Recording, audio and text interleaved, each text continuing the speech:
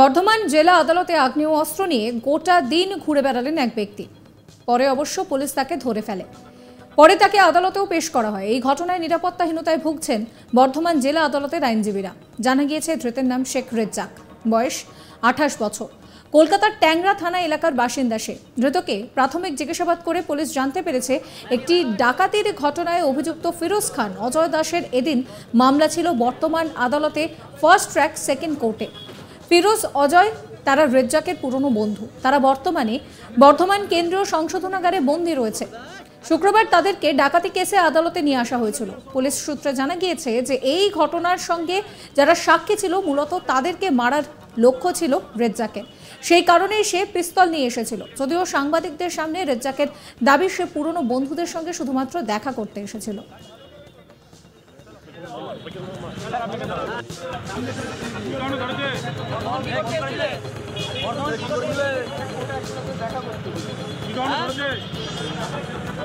সামনে দিকে সরো, সামনে দিকে সরো, সামনে চলো, সামনে দিকে সরো। আরে ছবিটা তুলতে দিন। ছবি তোলো না, আর ছবি তোলো না, যেতে আমাদের। হ্যাঁ, ছবি তোলো না কি?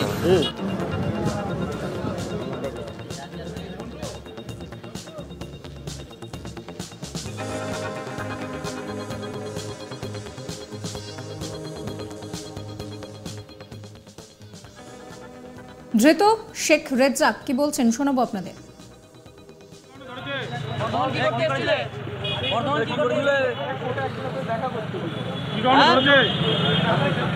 পাওয়া গেছে আপনার কাছ থেকে?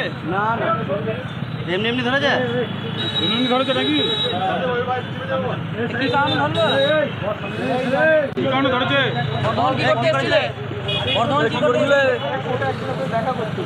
কি কারণে ধরেছে? কিছু পাওয়া গেছে আপনার কাছ থেকে? না না, এমনি এমনি ধরে যায়। এমনি ধরেছে নাকি? সামনে দিকে জানা গিয়েছে ধৃত রেজ্জাক জানিয়েছে সে সত্য জেল থেকে বেরিয়েছে। ধৃতের বিরুদ্ধে অস্ত্র আইনের ধারায় মামলা রুজু করে শনিবার বর্ধমান জেলা আদালতে পাঠায় পুলিশ। আরও তদন্তের স্বার্থে 14 দিন পুলিশি হেফাজতে আবেদন জানায় বর্ধমান থানার পুলিশ।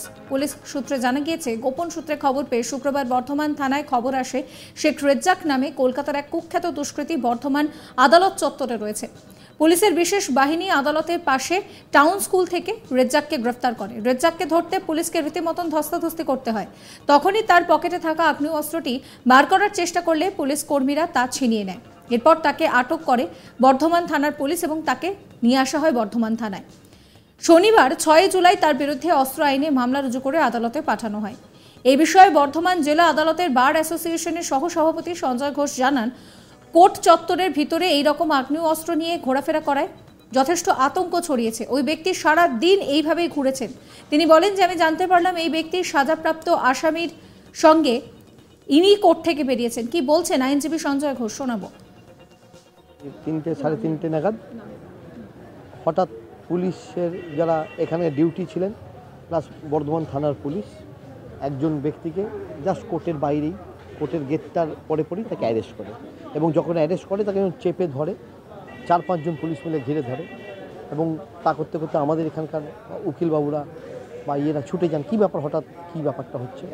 পুলিশের কাছে খবর ছিল, যখন ওকে ধরা হলো ওর কাছ থেকে একটা লাইভ অ্যামিউনিশন সমেত একটা আর্মস পাওয়া গেল, কোমরে ছিল এবং 4-5 জন মিলে ওকে ধরে রাখতে পারছে না, এত পাওয়ার দেখাচ্ছিল শরীরে। যাই হোক সবাই মিলে ধরে তাকে ম্যানেজ করে নেওয়া হলো।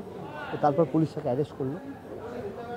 তারপরে যখন ওনাকে সবাই দেখছে বা ইয়ে করছে তখন এই ব্যক্তিটা সারাদিনই কালকে কোর্টে ঘুরেছে এবং এটাও সূত্রে আমরা জানতে পারলাম এই ভদ্রলোকের একজন সাজাপ্রাপ্ত আসামি। এর আগে এনার বিরুদ্ধে মামলা হয়েছিল এবং তিনি সাজা খেটে কোর্ট থেকে বেরিয়েছেন, জেল থেকে ছাড়া পেয়েছেন এবং তারপরে যখন এখানে আসে এবং ওকে ধরা, এবার তো সবাইকার চক্ষু চরক গাছ। আমরা যখন সব খবর নিয়ে দিচ্ছি এই ব্যক্তিকে কোর্টে অনেকেই দেখেছে, সারাদিন কোর্ট চত্বরে ঘুরেছে, এবং বিভিন্ন কোর্ট রুমেও প্রবেশ করেছে যেমন সাধারণ মানুষরা যায়। এই জায়গাটাই আমাদের কাছে আমরা অত্যন্ত আতঙ্কিত এবং নিরাপত্তার অভাব বোধ করছি। তার কারণ হচ্ছে আমরা যারা সরকারি প্যানেলে কাজ করি বা আমরা ব্যক্তিগতভাবেও যে কাজগুলো করি, আমরা তো কারো পক্ষে বা কারো বিপক্ষে তো সবসময়ই থাকি। তো একজনের তো আমাদের যে কাজটা একজনের পছন্দ হবে আরেকজনের পছন্দ হবে না। তো এই জায়গা থেকে আমাদের একটা বিরাট নিরাপত্তার অভাব। এরা যদি এই ধরনের কোনো মানুষ এসে যদি আইনজীবীর উপর কোনো আক্রমণ চালায় বা কোনো কোর্টের স্টাফের ওপর আক্রমণ চালায় বা আমাদের যারা এখানে লাখ ভাইয়েরা কাজ করে তাদের উপর কোনো আক্রমণ করে, এটা তো খুবই দুশ্চিন্তার বিষয়। সবথেকে বড় ব্যাপারটা হচ্ছে এ তো আর্মস নিয়ে কোর্ট রুমের ভিতরে প্রবেশ করেছে, সেখানে আমাদের জজ সাহেবরা রয়েছেন, তাদের উপরে যদি হামলা চালায় এটা একটা অত্যন্ত চিন্তার বিষয়। কি উদ্দেশ্যে এসেছিল সেটা কিন্তু আমরা বুঝতে পারছি না।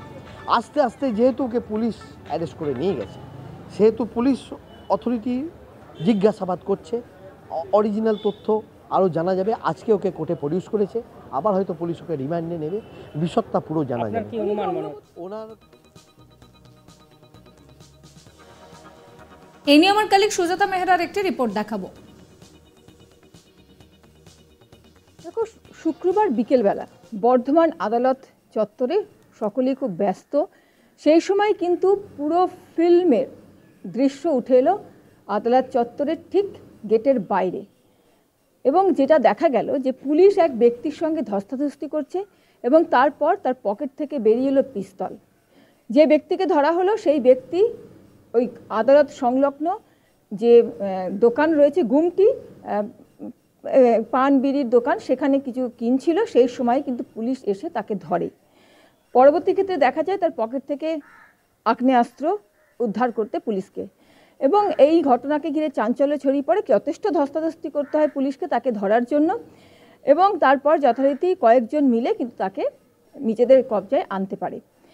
এই দৃশ্য দেখার পর যেটা জানতে পারা যায় যে ওই ব্যক্তির নাম হচ্ছে শেখ রাজ্জাক এবং তার বয়স 28 বছর। সে কিন্তু দাগি আসামি, ইতিমধ্যেই সে কিন্তু সাজা কেটে বেরিয়েছে, এমনই কিন্তু পুলিশ সূত্রে জানা যায়।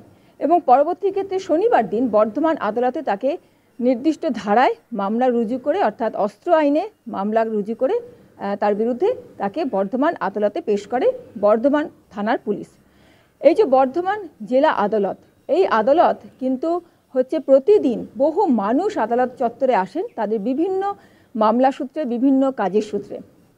সেই আদালতের মধ্যেই ওই ব্যক্তি কিন্তু যেটা জানা যাচ্ছে যে রীতিমতো আর্মস নিয়েই কিন্তু ঘোরাফেরা করেছে, এবং সে বিভিন্ন কোর্ট চত্বরে কিন্তু ঘুরেছে, ঢুকেছে। সেখানে অনেক উকিলবাবুদের সঙ্গে ঘোরাঘুরি করেছে, যারা ওখানে এসছে মানুষজন, ল ক্লার্ক, তাদের সঙ্গেও কিন্তু ঘোরাঘুরি করেছে। স্বাভাবিকভাবেই একটা আতঙ্কের পরিবেশ সৃষ্টি হয়, নিরাপত্তার বিষয়ে প্রশ্ন তোলেন উকিলবাবুরা এবং ল ক্লার্করা। তাদের দাবি যে ওই ব্যক্তি ওইভাবে দীর্ঘ সময় বর্ধমান আদালত চত্বরে ঘুরে বেড়ালো, কি তার উদ্দেশ্য সঠিক। সাবস্ক্রাইব করবেন আজ তাক বাংলার ইউটিউব চ্যানেলকে, ফলো করবেন হোয়াটসঅ্যাপ চ্যানেলও।